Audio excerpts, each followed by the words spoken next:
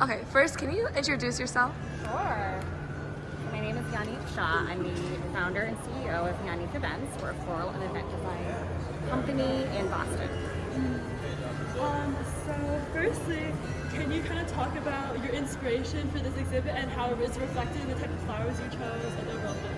Definitely. So my inspiration, well, my country is Bermuda, and so they have this amazing arch in their country that they wanted to show off here, as well as their beautiful pink sand beaches and blue ocean water. So that's what we try to recreate here in our display, and they like to promote weddings in their country, so hence why we did a wedding dress.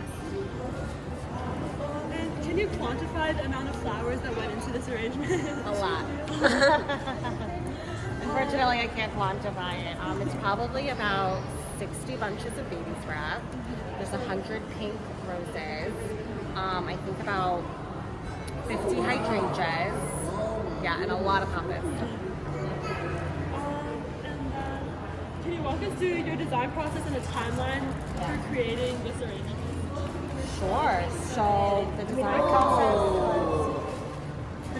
process was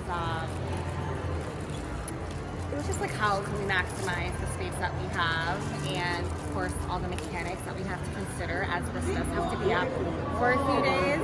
So that was kind of like the hard thing, like what's going to stay alive and what's going to look good the next day. And so even though we do have a chance to refresh, which is great, but yeah, so let's get into it. Have you ever worked with Fleur de Ville before, or have you done a similar arrangement of this? No, I've never worked with Fleur de Ville. This is our first time here in Boston, so it's a world-class company, so we're so honored to be a part of it. So yeah, they really let us flex our creativity muscles, for sure. And then the next question is kind of two combined, but how did you combine authenticity, an authentic reflection of the culture with artistic expression when putting together this arrangement? And do you have any personal connections to Bermuda, and what type of research did you do?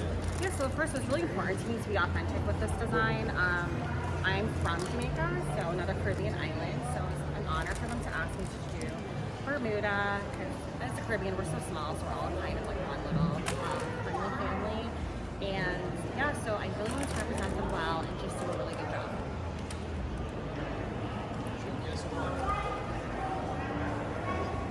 And then another question is, can you share any interesting stories, anecdotes, or even challenges you faced while creating this display? No really interesting stories. I think we were worried if the hoop would fit on this actual platform because it's pretty big, and if how tall she was going to be against the hoop. So there's just a lot of things to consider. And I mostly do weddings, so this is something we also consider with our brides and grooms, or anyone that's getting married, how tall everything's going to look and how everything's going to look in photos. So that was kind of one of the things, like when we built it, we were like hoisting it up. It was like, I don't know if it's going to fit. But that was like our only like real concern.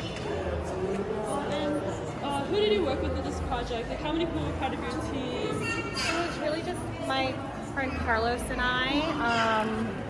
Yeah, we were here. We started at 9 a.m. and we were done by 6 p.m. We also did the outdoor Mannequin too. So we had to. Yeah, you saw the one outside. Yeah, we actually took a video of that. It was so pretty.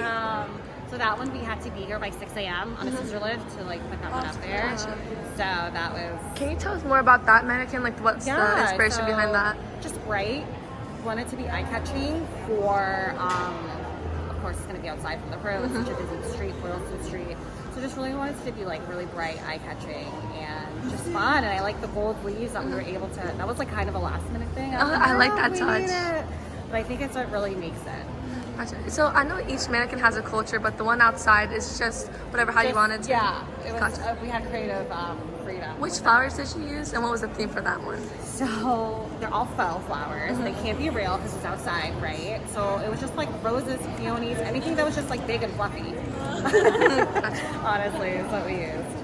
And then our last question is, what do you kind of hope all these displays and the exhibition as a whole bring to Boston and bring to the...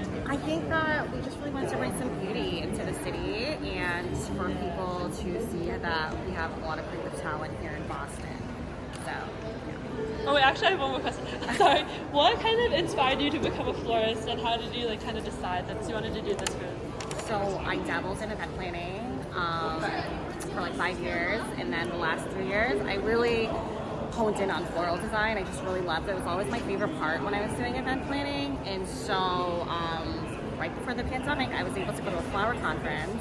And by the time I got back, everything was shut down, right? So I got to literally be at home and practice and build my website and build my business. And a lot of the amazing floral community allowed me to freelance with their company. So I was able to learn a lot. So I'm still fairly new. I've only really been in it for a few years. So I actually have a last question.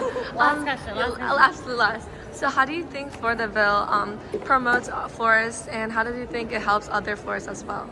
Yeah, I think they do such a great job promoting us on social media and just promoting the craft itself. And I think it's such an inspiration when other florists, new, old, whoever, see it and they're just inspired.